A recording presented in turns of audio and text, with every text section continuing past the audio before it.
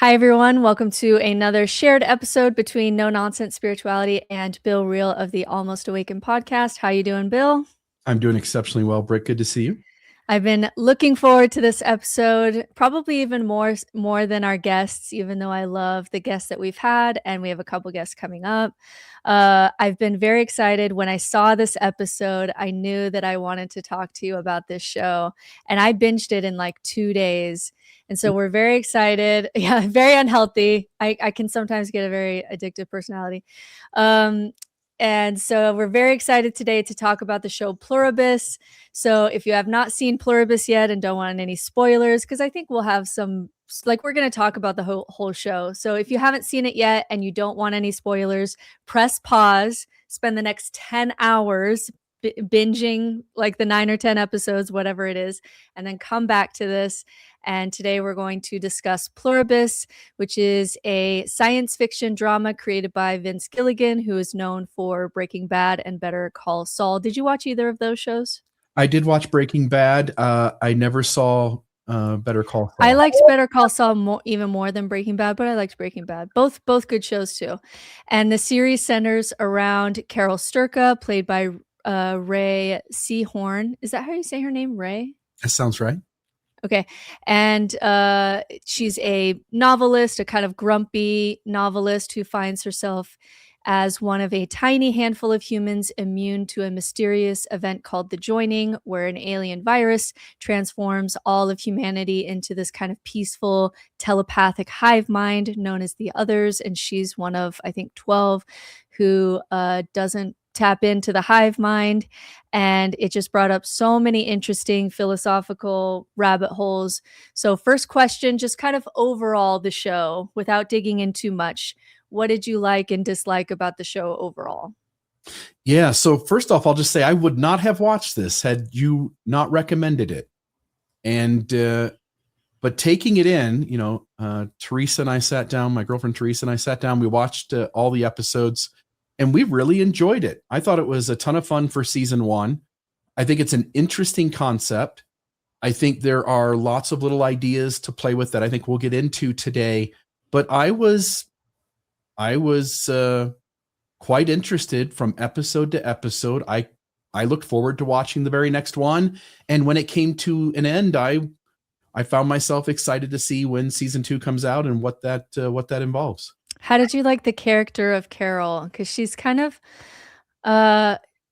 like I'm split on her, because on the one hand, I really like that she's a complex female character and that she's not always likable, because it's so hard as women, like so often we have to play or even just be likable characters. And so I kind of liked that she was complex enough that sometimes you didn't like her, or sometimes she was being annoying, or she was being a little bitch sometimes.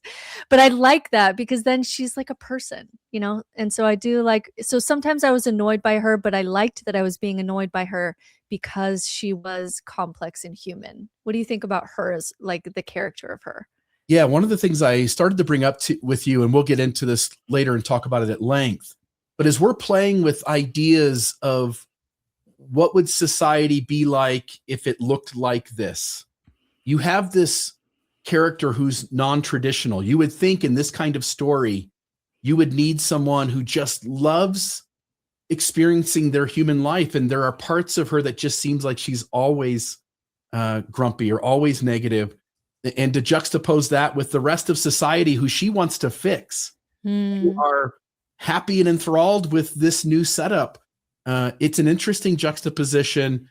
I wonder, again, who am I to challenge the writers and the folks who produce this? But I wonder if you almost needed the opposite, right? Like she's the one who's thrilled and happy, and it's the rest of society who you can see the flaws and shortcomings, but that's not it. You can see the flaws and shortcomings in Carol, and you see this society that seems to operate in an altruistic way, that seemed to be thrilled with life, and yet she wants to bring the whole damn thing down.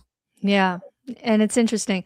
So let's go to our first question here, which is just the big question that I even asked my girlfriends, or I've asked anyone who's watched the show. I've asked this question, which is, if you're her, do you opt in Do you be like the guy in Vegas who's like playing James Bond? Do you just go live in a cabin by yourself and just read books till you die? What do you do, Bill Reel? Yeah, we talked about this last episode. I'm a little bit of a hedonist. More than me. But Yeah. you're also much more in your body than I am, just in general. Yeah, and I've had other people say that.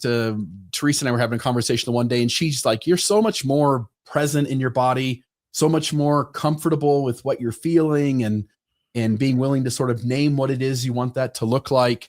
I'll just say I wrote the guy's name down. I should have had it here, but do you remember the gentleman's name that's in Vegas? No. But we'll call him Vegas guy. Yeah, I'll call him Vegas guy. His life is how I would live. I mean, again, in this show, there's only 13, maybe 17, something like that, people who aren't affected by this Hive virus. And they're scattered all across the globe. And so it's not like you get to hang out with them, because that would be my first choice, is to find one of them and make some sort of like, hey, like, we'll enjoy this world, but let me at least have one person who's experiencing the world the way I experience it.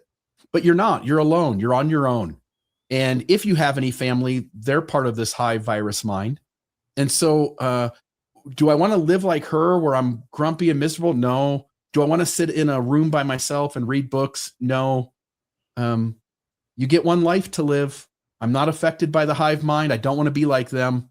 I'm going to go and have as much fun as possible. I saw him. How quick would you get bored? Like, knowing that they're playing with you? No, I don't think so. Really? Stay in the role. Don't you dare come out unless you have to. Yeah. Then eventually you almost forget that they're part of the Hive mind, and it's just life. And yeah, I don't know. I feel like knowing that they're play acting in that way would bother me. Like the truthiness of that would bother me. So I thought about this a lot, and this is really my favorite thing about the show. The reason that I love this show so much is that it's forcing me to explain why autonomy is good. Because we talk about autonomy, you more than me talk on your show about things like autonomy and consent all the time as human values. But the show is like forcing you to rationalize why those are values, because people in the Hive mind give up their autonomy and they're happier. The woman who was out of the Hive mind and then joined later says she's happier. She's at peace. Suffering goes down. It's communal. It's not authoritarian.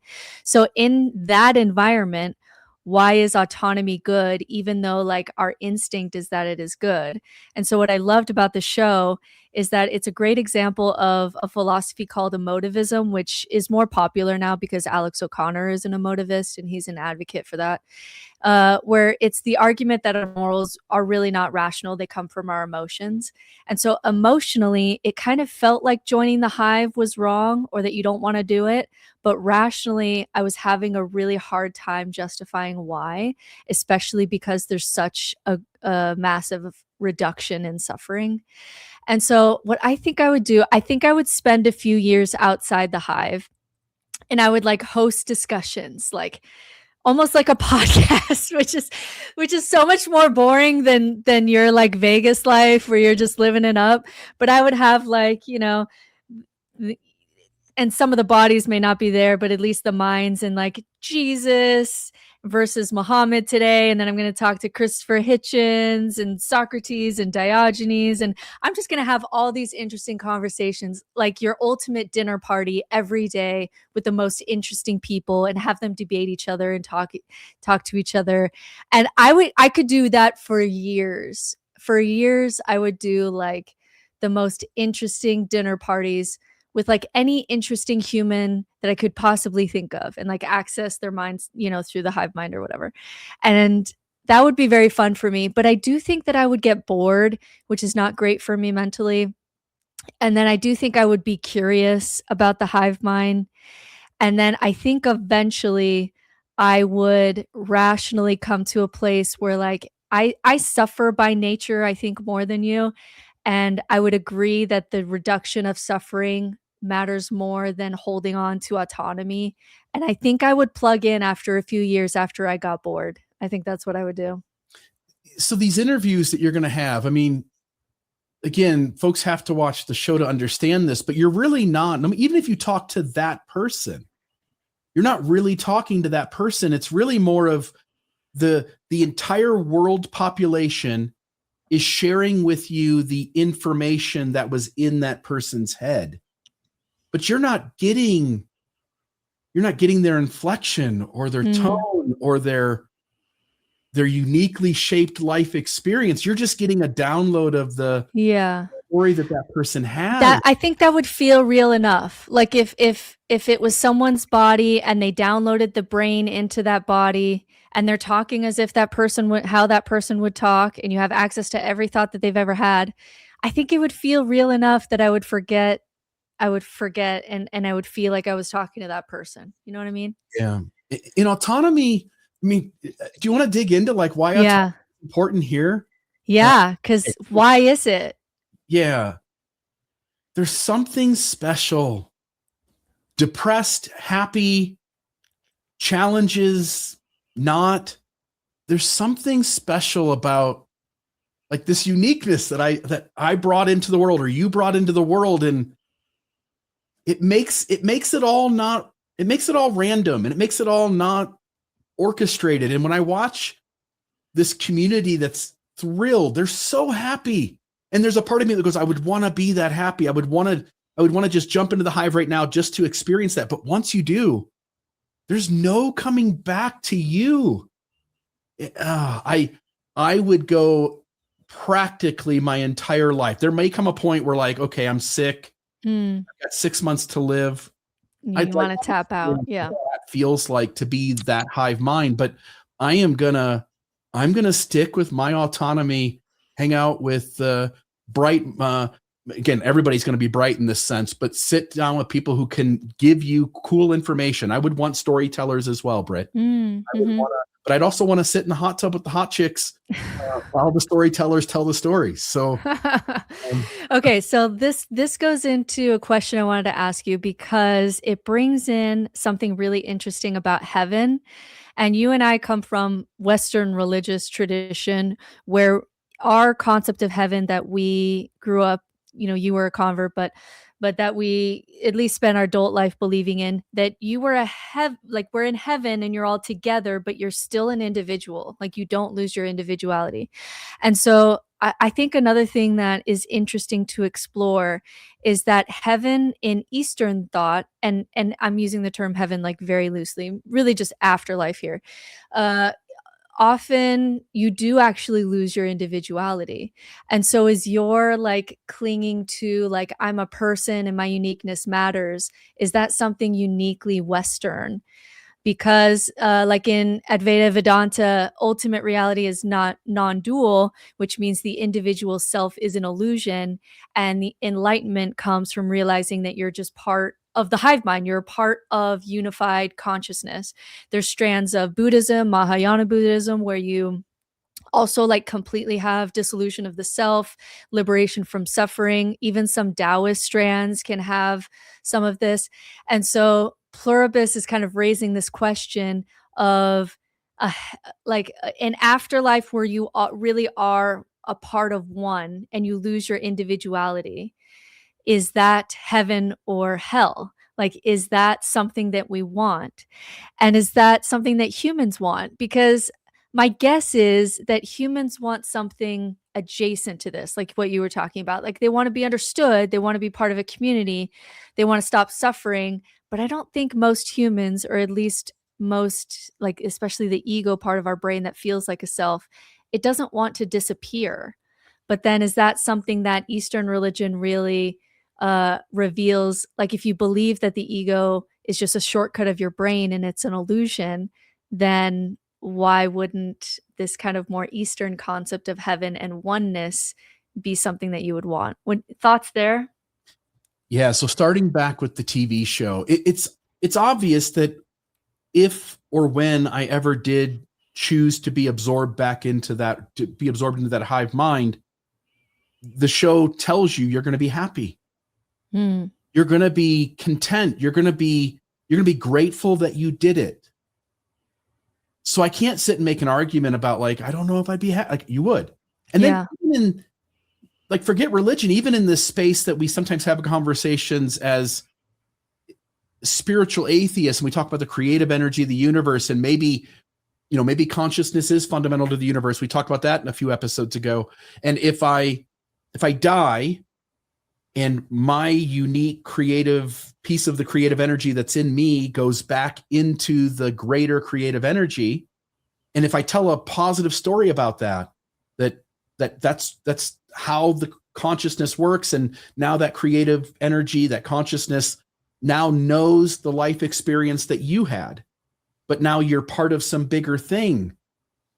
And the idea of that isn't, I don't know how to explain this, but the idea of that isn't sad. It's not like, oh, I would be sad when I go back. Right. That I'm sad right now going like, oh, I'm part of some other big thing that's all of us.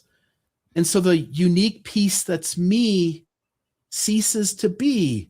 Kind of. But like Eastern religious strands would be like, well, then you haven't killed your ego enough, and you haven't seen the illusion of ego enough. And they would kind of chastise you for your clinging to this facade that is Bill Real, right? Yeah, I think Eckhart Tolle is a lot more boring and unhappy in his head than I am, and I'm not going to apologize for that. So when he sits and says, you know, you got to get rid of that and the power of now, and I think there's something more interesting about holding on to a little bit of ego. Let me ask you about free will, because this is one where I think a discussion between you and me is going to be different than kind of the national discussion, or I don't know if it's an international show, about free will. Because one thing that I've heard in listening to people is they have this sense that Carol has free will. Everybody in the hive mind, there's no really concept of free will. You're just kind of part of the hive mind. But you and me already don't believe that we have free will. So the hive mind people don't have free will. But you and I would be, I think, more likely to say that Carol also doesn't have free will. And so if everybody doesn't have free will and hive mind conditions lead to less suffering, then is it objectively better because Carol also doesn't have free will? She's just clinging to the illusion of free will. Yeah, what do they say? Just the belief that you have free will leads to more people being happy than they would if they didn't believe it, whether it's there or not. And so, no, I don't think I have free will. I'm not, again, we talk about this stuff like the science says that 300 milliseconds before you make a decision, it shows up somewhere in your subconscious or in your mind that isn't a conscious thought. And so you don't have free will, but as you point out, they certainly don't. The difference is that you're collectively, again, not choosing, not making a decision as free will is defined, but you're collectively making a decision instead of individually making a decision. I don't think there's a difference, but the collective decision has the awareness of everyone. The collective decision is making a decision based on like what is good for all of us in this moment. And if Britt Hartley in the hive mind listens to Bill Reel in the hot tub having a podcast with the Vegas guy and a bunch of hot chicks, the moment you hear me say the thing, everyone else in the hive also has heard that podcast, right? Everyone else has heard that conversation. And so you're collectively deciding what to do, how to move forward. I still think there's something valuable about you. But why? Like, okay, so here, my argument would be, and I'm agnostic to this thing, but I'm playing with you a little bit. My argument would be that, like you said, nobody has free will, so it's not like one side has free will and one side doesn't. But the hive mind is, because they're aware of everyone all at once, they are acting in a way that leads to a reduction in suffering and everybody's happy. Whereas Carol, like when she has a tantrum with her lack of free will over here, people suffer and people die. and she's suffering, and so could you then objectively say, since no one has free will and the hive mind is awareness of all, and Carol is selfish with her, with her lack of free will over here, but she acts selfishly in ways that causes objective harm, then can you say that the hive mind is objectively better and more moral? Yeah, I sit and watch Carol have her temper tantrums, and I'm like, I don't get you. I'm not prone to temper tantrums. So it's one thing, right? We live in a planet of 8 billion people, and lots of those humans are doing intentional harm. And again, they don't have free will either. The sociopath, the narcissist, the serial killer, the child abuser, those people aren't making active choices in the way we would define it. They're genetically prone to doing things or whatever it is. But the thing you're posing to me is like, everyone else is in the hive mind. I'm just on the outside of it. I'm not prone to temper tantrums. And I still say there's so you're thinking it as you, like you could do it in a way that's moral, even though Carol gets out of control sometimes and causes harm. If the entire planet either has to be in the hive mind or out, man, I'm having this internal debate. Like, do I reduce the amount of suffering on this planet? But then we have to have a conversation about, if you put everybody in a hive mind and there's not any uniqueness, and if there isn't, then going forward from that point forward, there's certain things that you're going to miss out on because you're all thinking alike, because you're all making a collective good decision. There's certain kinds of progress you might not experience by running into the walls that some of us do. Like, you really do need people who blaze trails. You really do need people who take on challenges, even if that constantly ends with disappointment or bumping into something, in order to sort of figure out the way through.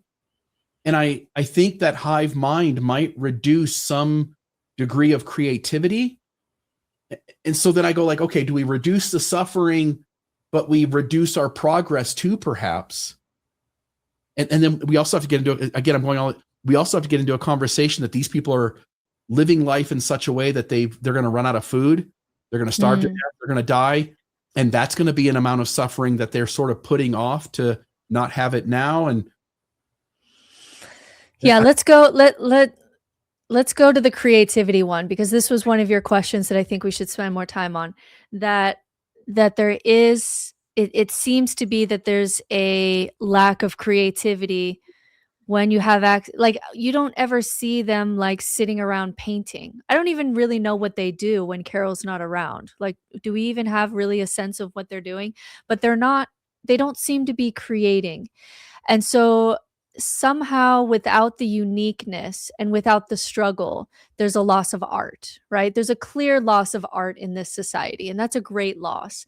And so the question, and I think our personalities are going to differ here, the question is like, does the removal of suffering, like no more grape, no more abuse, nobody, except for when Carol has a tantrum, none of that happening, is the removal of suffering worth the loss of art? Because is the art there to help us get through the harshness of reality? But if you're happy and everything's fine, do you actually need the art? Because the art, Nietzsche has this line that's like, we do art, something like this. We do art lest we die from the truth, something like that. And it's like the art is the thing that gets us through how harsh reality is. It's how we connect to others. It's how we express.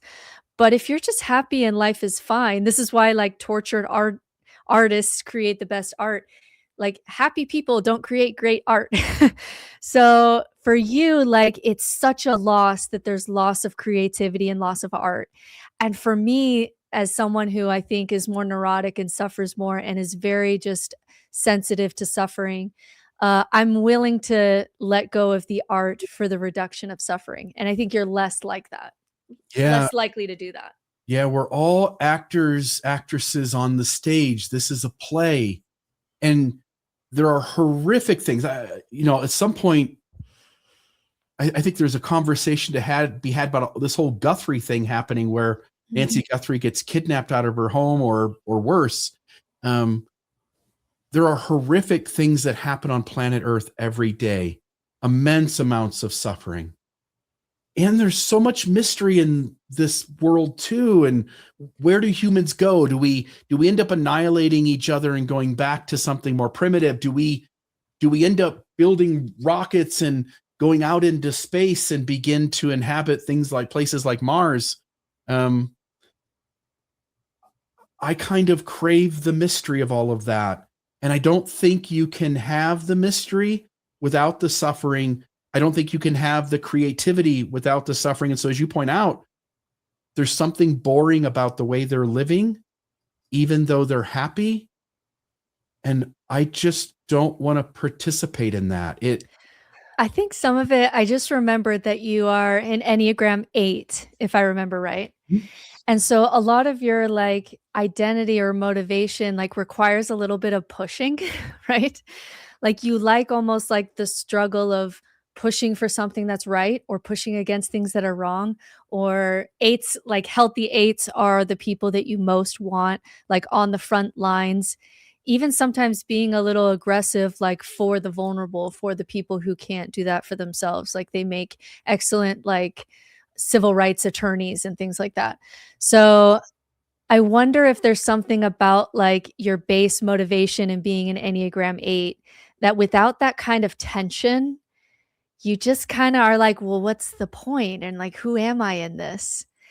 And I wonder if that speaks more to just like kind of your base motivation there that would be different for different people. You have expressed that nihilism and some state of depression is sort of second nature to you. Mm-hmm. And I've never experienced depression beyond maybe a few days here or there. I bet I've experienced what I would call depression less than 2 weeks in my life. Mm. And I've never gone through what I would call nihilism. And I deeply think it's that. I think what's kept me from experiencing those is confrontation. Some sort of, like you say, bumping Like up the against joy of the tension, like the joy of the struggle and who you become in that struggle. Yeah, that's Yeah, what's there is something like it's a core, like it's the core motivating drive for you. And the hive mind does lose that. So for me, when I see the hive mind where everyone's happy, like, oh my gosh, it's such a reduction of suffering. And for people who are Enneagram people, and this is a different tangent, we've talked about it before on the Almost Awakened podcast. If you want to check out on our episode on Enneagrams. We did a really interesting episode years ago on how each Enneagram deconstructs religion, which I thought was absolutely fascinating. So check out that old episode. But I'm an Enneagram 4, and Enneagram 4s are very like Kurt Cobain is an Enneagram 4, like very like some of our best art, best philosophy, best literature, lots of suicidality, lots of addiction, slow suicide. And it's just like it's a tortured way of being. Excuse my voice. It's a tortured way of being sometimes, but there's gifts. All Enneagram numbers have gifts, and so for me, yeah, like this concept of a hive mind and everyone being happy feels like a vacation for me, but that just feels absolutely meaningless to your personality type who enjoys tension, because there's no tension in the hive mind. What is a life for a justice warrior if there is no inequality? Right. That almost feels like that's taking something from you much more than it's taking something from me. And it's like, okay, there's less art, but like the reason I create art is because I'm this like tortured mind and I need some expression for it. And so if I'm not suffering as much, then maybe I don't need to like write as much because I don't need to write my suffering. And so that feels more like, yeah, that's less threatening to my identity than I feel like it is for you. I didn't even think about that when we were writing these notes, but I do think our Enneagram differences, like our core motivation differences, are showing up here in interesting ways. Yeah, I'll add, I get, if I join the hive mind in Pluribus, I'm happy. And then I sit and watch the show and I go, yeah, but like who I am is dependent on sort of the struggle of life and the inequality that's out there and the challenge of trying to shine a light on intentional unhealthiness in systems and in others. And then I go like, okay, so I would be happy, but I don't get how I would be happy because I would see me, and that feels depressing. So then for you, does it feel like the hive mind is more of an illusion because you know the Bill real as you are wouldn't be happy in this world without tension and something to fight for? So then it almost feels like plugging into a matrix and plugging into an illusion? Is it more like that for you? Because you know that you actually like, you believe them that they're happy, but it's almost like it's an illusion. And then that goes back to all of our many discussions about, like, how sometimes people are happier in an illusion, and you don't want that, and I don't want that, but it's almost like for you, there's something there where you know that Bill Real wouldn't like it, so whatever they're feeling is an illusion, and you don't wanna play in their illusion even if it would make you happier? Yeah, whoever that Mm. is, once I join, I'm not Bill Real anymore. And whoever Mhm. that person is, they're happy, they're enjoying it, but they don't feel the way I feel. They're not experiencing life the way I experience it. They don't perceive handing someone an atom bomb the way I would perceive handing someone an atom bomb, right? Like in the show, Carol's like, Mm. you'd give me a nuclear weapon, and they're like, well, we don't know what you would do with it, but yeah, we'd give it to you. And I'm like, the hell you would? Like, you're sort of ending your own. There are parts of the show that make no sense to me, which is part of why it was entertaining and enjoyable to watch, because it forces you to confront things that don't quite make sense. But as you're pointing out, as I watched it, I can't make sense of why I would be happy. Mm. It doesn't fit for me. And I can't make sense of why she's grumpy. Like, I know she Mm. lost a person, but she was grumpy before she lost a person. She's at this really cool, early on in the show, she's at this really cool, she's having this flashback memory of spending time with her girlfriend or wife, and they're at this ice castle. It's you go on Airbnb and you reserve like this really cool experience. And so her partner pays for the two of them to go to this like ice castle, and they're going to sleep on a block of ice. They're going to walk around all these frosted hallways, and everything's made of ice. And it's just a cool experience. And I thought, man, wouldn't that be such a fun, cool night? And here's Carol before anything bad has happened in the show, and she's just pissing and moaning about her life. And Mhm. moaning about this really cool experience. And I go, I can't understand Carol either. And so there's this juxtaposition of this main character I can't comprehend, juxtaposed up against this society I can't comprehend. And I'm wanting them to be miserable, and I'm wanting her to be happy. And Mm. it's butting heads because nothing is the way I think it would be. Yeah, that's like bizarro world for you. Yeah. It goes back, there's one study that I saw that I think has some relevance here, which is that we've asked people questions ever since the Matrix really, and Inception and Truman Show and all these kinds of shows. We've had There's one study that I'm remembering where we asked people if you could plug into a very real feeling VR of life where you have the most amazing career and the most amazing partner and your kids never get cancer, and it feel like once you plug in, like you feel like it's real, would you plug in? And there was a correlation between, if you're depressed, you're more likely to plug in, and if you're not depressed, you're more likely to stay in whatever is reality, even though it has a lot of ups and downs. And there was a correlation there. So that might be another thing that's happening where I may be like, especially after a while, I would have a few years for sure where I would just kind of play around. But eventually, I feel like, yeah, that depression and that inner suffering would almost make me just want to plug in because I would trust that I would be happier and that would feel better. One of my bad days, I would just say F it all and I would just plug in. But for someone who doesn't experience depression as much, then you're less likely to make that move. And we actually have some hard data on that. So that's interesting. Yeah. I love to play a little bit of video games. And you have this moment where you share this consciousness and you have a life. And it strikes me that when people plug into a simulation, they are enjoying themselves.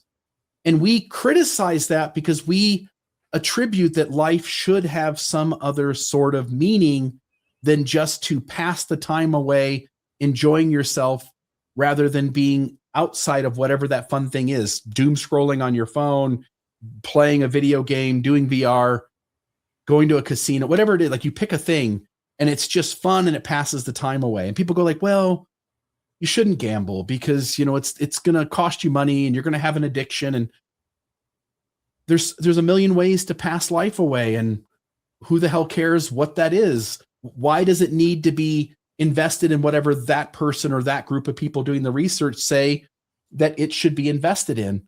And so, and I only stammer here because, yeah, you have to have conversations about what is suffering for others, what is suffering to yourself. It reminds me of like the seatbelt law.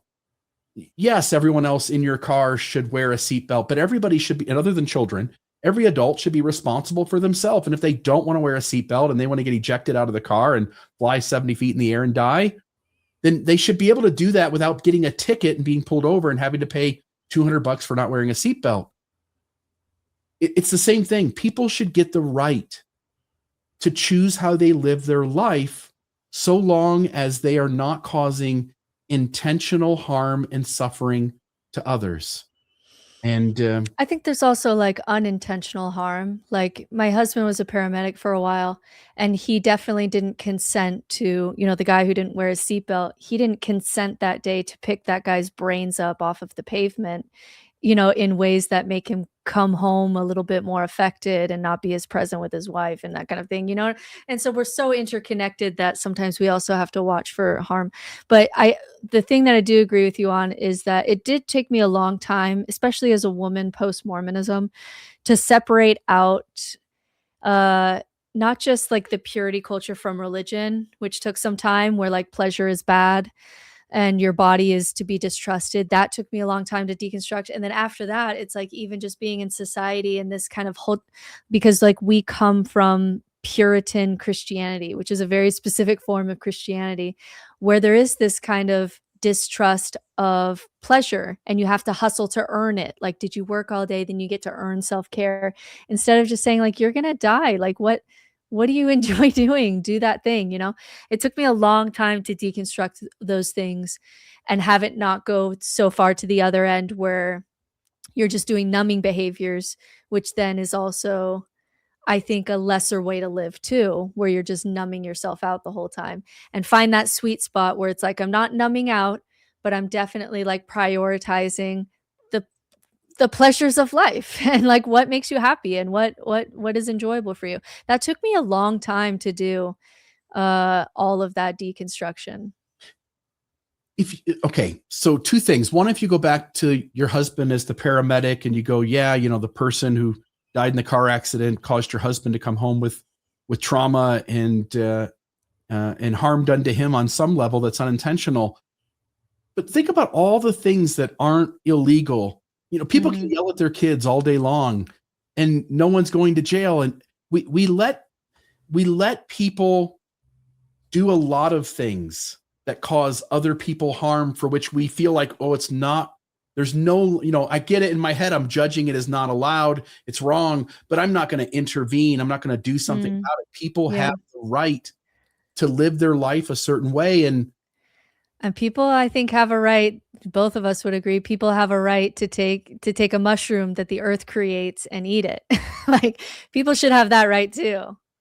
Why is numbing out over the course of a lifetime in your mind so bad? And then I just want to throw out an example. Somebody who is extremely wealthy and they spend their time on a yacht with a drink in their hand. They spend their time finding fun ways to just pass the time by. And next thing you know, they're 80 years old and death is just around the corner. And all they've done is used this resource to just escape the suffering of life and spend their time passing it by with as much enjoyment as possible. Like, why is extreme numbing to you the wrong way to live? Yeah, that's a good question. And now we're gonna go somewhere else here. There's some ethics of wealth there that is a concern that people suffer so that you can sit around and do whatever you want. And I do think that a just society, we have to mitigate how much good luck and bad luck affects you in life. So there's some of that. There's ethics around that level of wealth. And then there's also that life inevitably will be some suffering somewhere. Someone you love will die. Someone you love will get sick. You're going to have a bad day. It is guaranteed. And I do think there's something about you need enough meaning, and I think we can know this psychologically, that you need enough meaning to combat the level of suffering that you have. And the more you suffer, the more you have to intentionally create meaning and feel like your life is meaningful.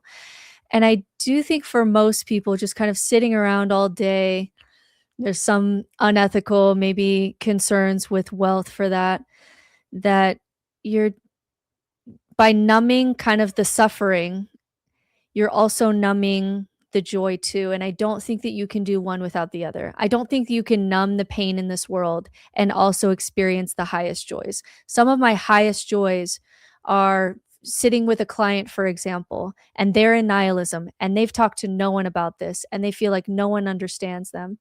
And they break down and weep because in this hour that we have together, they feel so intimately seen and they feel hope that they feel for the first time in years.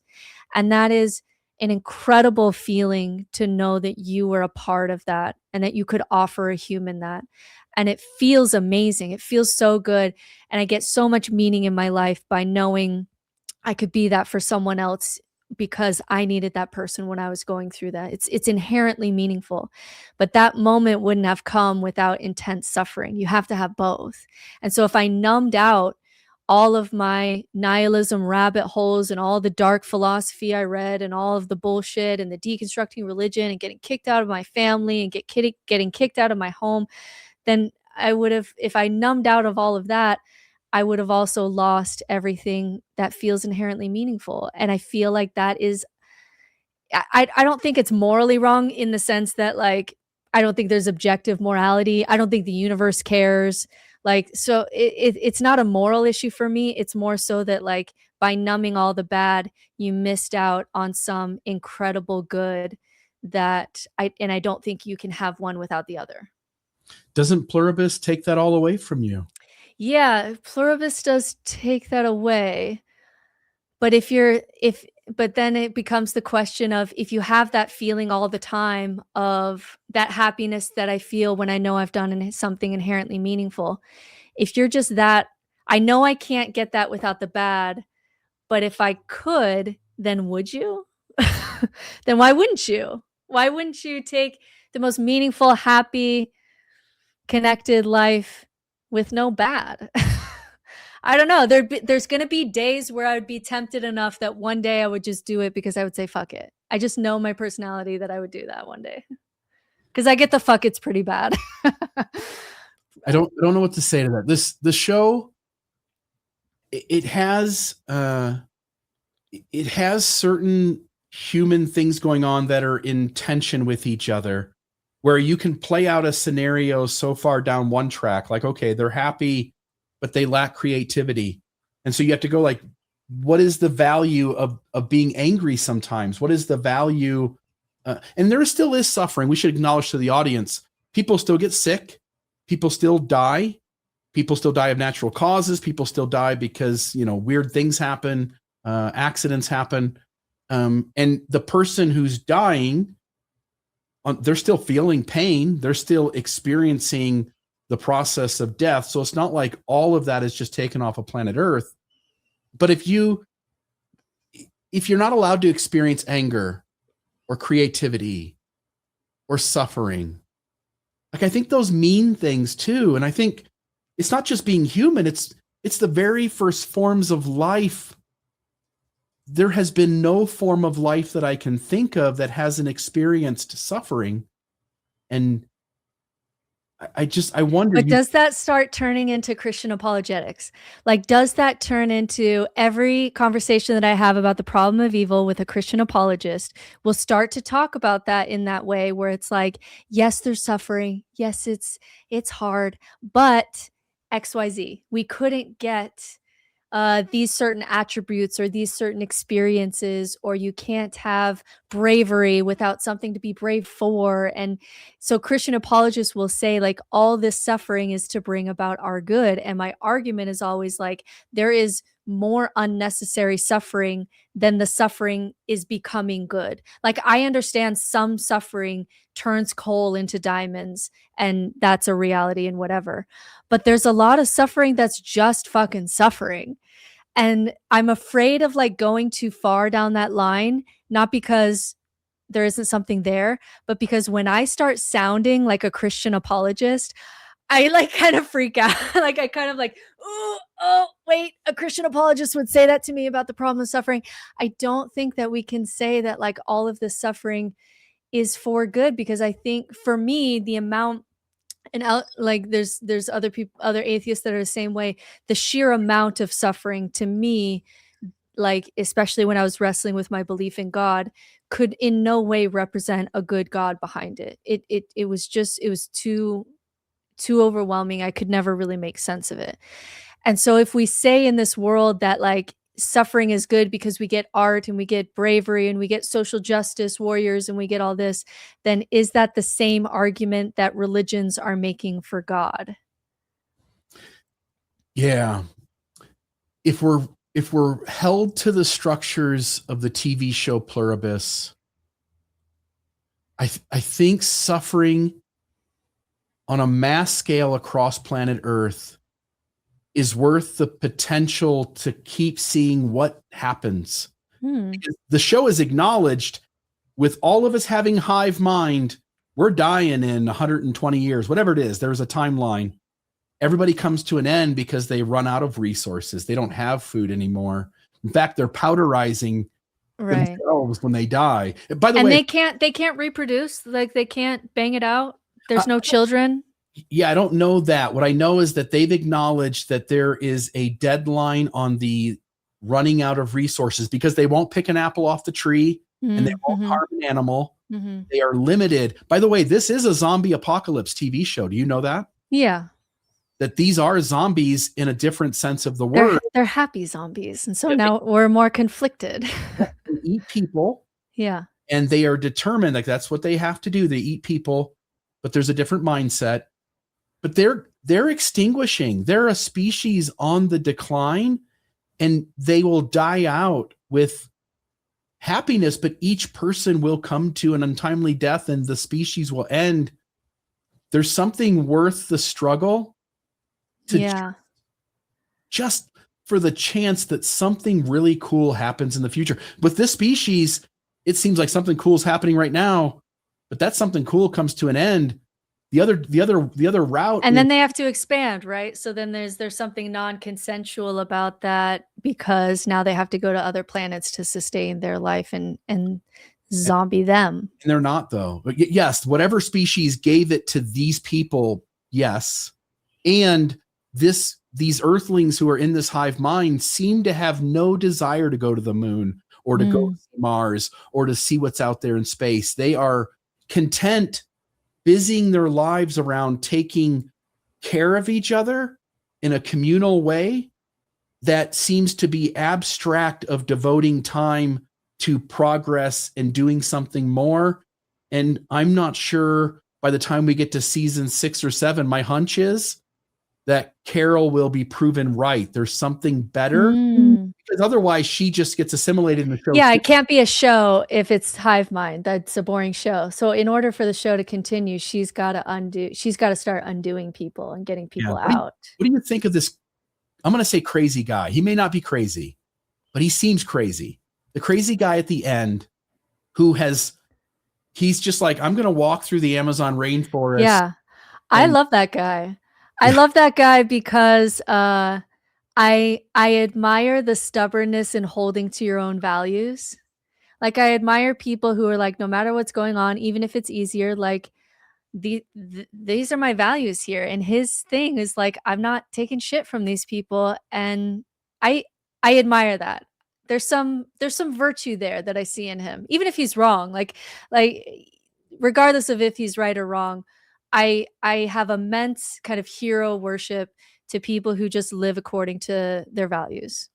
Yeah, I should say, just to folks who have not seen the TV show and have no intent, if you have an intention of watching this, we're already giving you spoilers. You should have stopped and watched the show before you listened. But for those who go, I'm just never going to watch the show and I don't understand what you're talking about, there is a character who lives on the other side of the planet, and he is the only other person besides Carol who seems even to any degree, and he's to a significant degree, but to any degree interested in putting things back the way they are. The show, when it first focuses on him, he is eating dog food at the expense of eating beautiful meals that this community of humans are making for him because he does not trust them. And I also think like looking at his mom and saying, you're not my mother. Like that's a big move. Like you had to look at her face to say that. And she's not his mother. Mm. She's not his mother any more than the next stranger down the road. Yeah. Because that stranger knows everything his mother knows in the same way that his mother knows it. Yeah. But it would be hard to look into my dad's eyes and say that. Like that would still be emotionally difficult, I think. Yeah. So this guy ends up making his way all across planet Earth to get to Carol with the goal that, you know, I don't want this world either. So let's go to work. Let's figure out how we put this thing back the way it was. And it feels, again, no one knows where a show goes until it goes there, but it feels as though the entire premise of this show is, did you ever watch, I forget what it was called. Maybe it's called like 11 Jurors. It's basically, there's this crime case. I think it's a murder case. There's an old movie and a modern rendition of it. I think it's based on a book too. 7 Angry Men, maybe that's what it is. 12 Angry Men. Angry Men. Yeah. And there's one juror who feels one way. Yeah. And everybody's the other way. And by the end of the show, he's convinced everybody that they should all side the way he does. This feels like that we're going to show. It has to be, because there's no show otherwise, right? And so I just looked up while you were talking. There is season 2 coming. It's already been ordered. And it will come out late 2027, early 2028. But yeah, something like that's got to start happening. And when it does, it will demonstrate that in this conversation that you and I are having, that I'm actually right. You may be, because my nihilism and my depression and my Enneagram number, they're definitely showing up in ways that differ. Even earlier on when you were just talking about how there's just so much value in the struggle. And, you know, would you want life to continue like how it is, even though there's so much suffering? Because you have a lot of just curiosity and desire to push towards what it could be. And I just get a little bit more hopeless as far as like, there just seems to be things about human nature that we can't override that cause increased suffering. And I really struggle with, this is where I wanted to go. A big thing with nihilists is this thought experiment of the big red button, that if you could push a big red button that ended all human life, could you say that that is the right thing to do or objectively moral thing to do, because it's such a vast reduction in suffering? There's no one to mourn. The animals tend to suffer less than humans, not because they're not violent. They certainly can be, but they don't suffer in the ways that human brains anticipate negative things all the time. And we just, like, our default state seems to be a lot of unnecessary suffering. And so like nihilists, I've read on Reddit threads and podcasts about this. I mean, people will rack their brains for years over whether it's the right thing to do to push the red button. And there's a little bit of that going on, whereas like you have the personality of like, yes, I know that it's wrong, but like, let's push towards something better and let's at least try. And me, sometimes I struggle. Like there's been times where if I had the big red button, there's been some dark nihilistic periods where like I would have pushed it and felt like it was the right thing to do. And then there's times where I'm doing better and I feel like maybe I wouldn't, but some of that is happening too. There's an element of the big red button there where instead of just everyone dying though, it's just everyone's kind of dumb and happy. And is that actually better because of the level of suffering on Earth? Yeah, you and I have had this conversation before about the big red button. And I've often suggested like we should push it. Humans are the most problematic invasive species virus that's on the planet, doing harm to each other, doing harm to animal life, doing harm to the planet.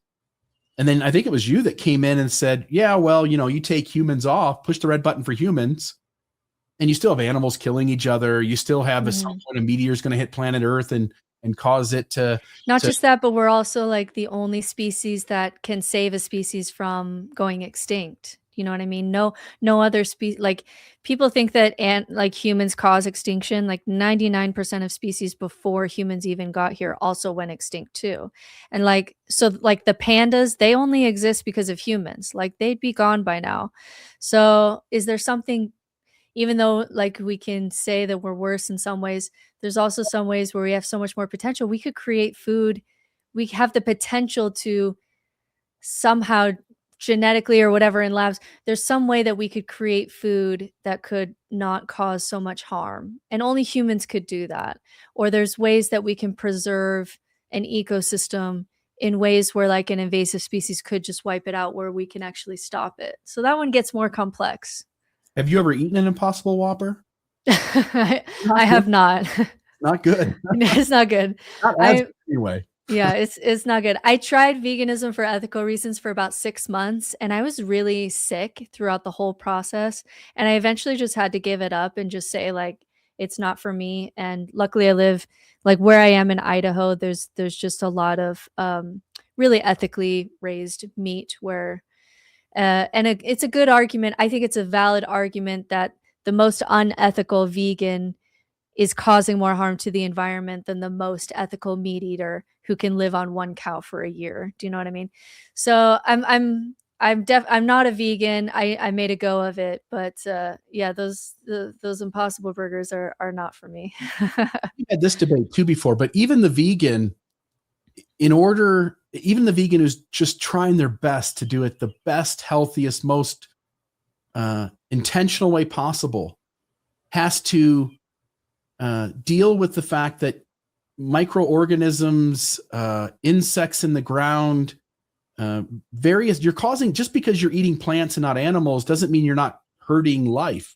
Yeah, or the transporting of these plants or the plants is a concern too. Yeah, there's no way to be alive without causing death to conscious creatures, and that does sometimes bother me. It's something I really dislike about the base nature of reality. And when I was struggling with my belief in God, it was just really hard for me to reconcile that God, for whatever reason, chose evolution, which is like the meek die, like the weak die, and that's the same God that gave us the Sermon on the Mount. Like I just couldn't reconcile that. Yeah. If you, again, get on a rocket ship, scan out to, get out to space, and then look out the window back at Earth and just notice how much this life form called planet Earth. And again, if you look at it like a body, like various species, we can, in our brains, we're like, we make meaning of the world by going like, there's cows and there's alligators and there's humans. But in reality, it's all came out of the same life force.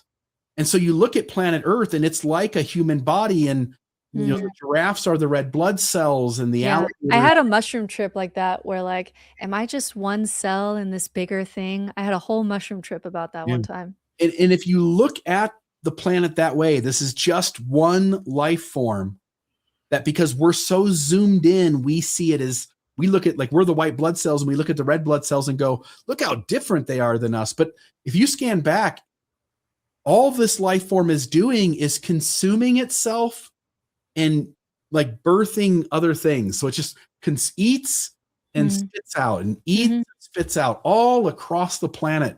It's sort of crazy that we, this one life form that's on this planet, have this consciousness where we're making this unique meaning out of it.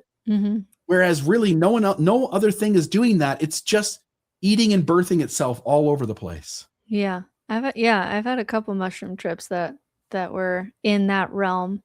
And then it goes back to this zombie question, because it's like, well, zombies, they're consuming us, and it's like, well, we're all consuming each other. And so like, is it that big of a deal that they're zombies if they're happier. And then we're just back to where we started. But good show, good show. I will definitely watch season 2 when it comes out. Yeah, go ahead. Let me ask you one question that's to do with a deep discussion. It's just this moment in the show that just annoyed the hell out of me.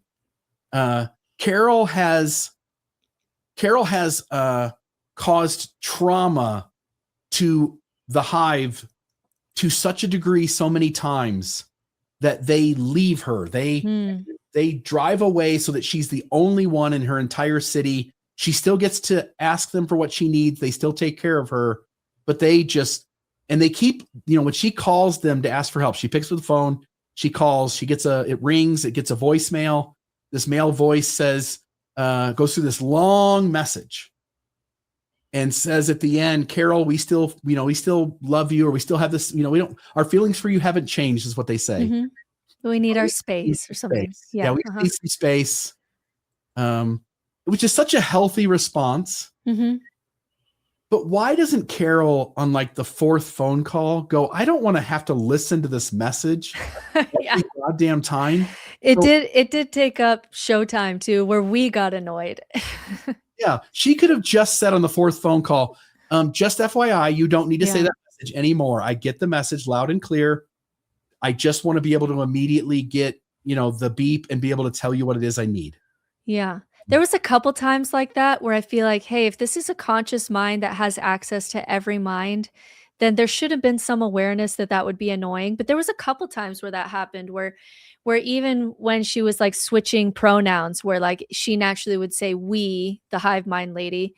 We don't remember any of these people's names, but the hive mind lady, the attractive one that she made out with, she would say like, it's really hard for me to say we, or it's really hard for me to say like I, because it feels like I'm a we.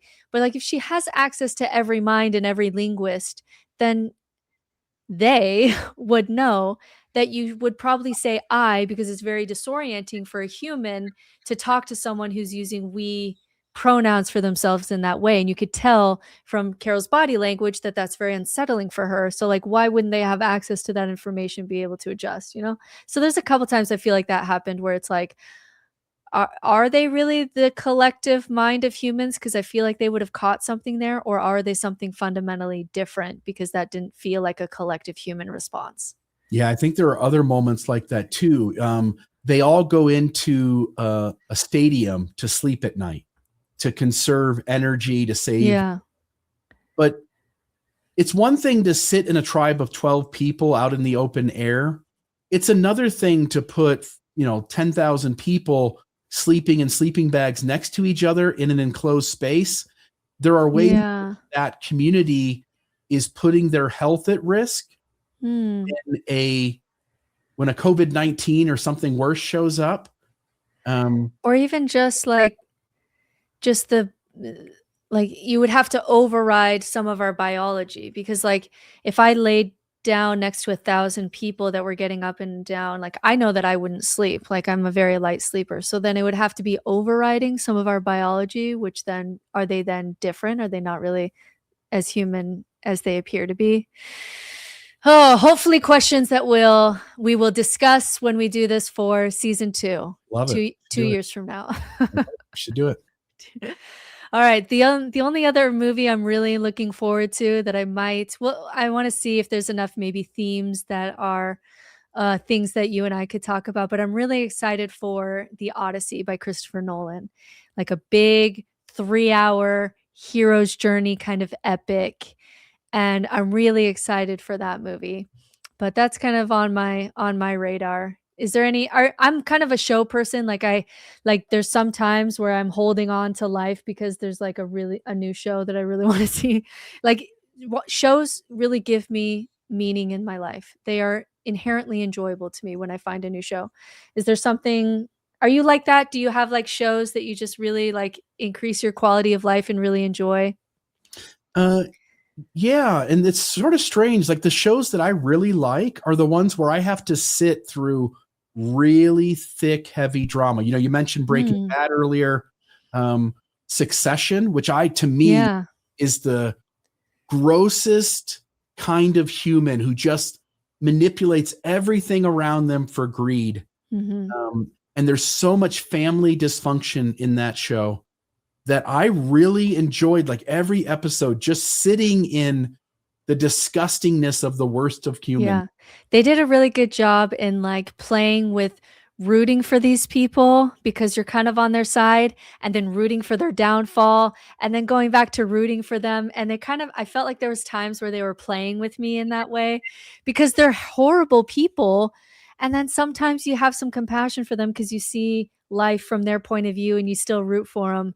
And then there's some times where I'm like, no, just take a fall. You're such a fucking idiot. But I really liked Shiv. I really liked that they had a female character in this who could be just as nasty as the men. I thought that was great. I love anytime I get a complex female character, I'm on board, just because it still is somewhat rare to get really like nitty gritty complex female characters. Yeah. In that show, as you point out, there are these moments where you get insights and your judgment just goes away because you're like, oh my God, what a traumatized child that was.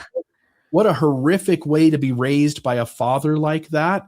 And then you get to the end and the funeral and the talks that are given, the way it was handled. You're just like, wow, this family is exponentially more broken than you could even guess at by watching the show and flashbacks. And it's not a fantasy in the sense that like a family like this could never like run the world. That's crazy. That's not fantasy. I think there's a lot of people like that running the world. Yeah. And more of that's coming out as we go.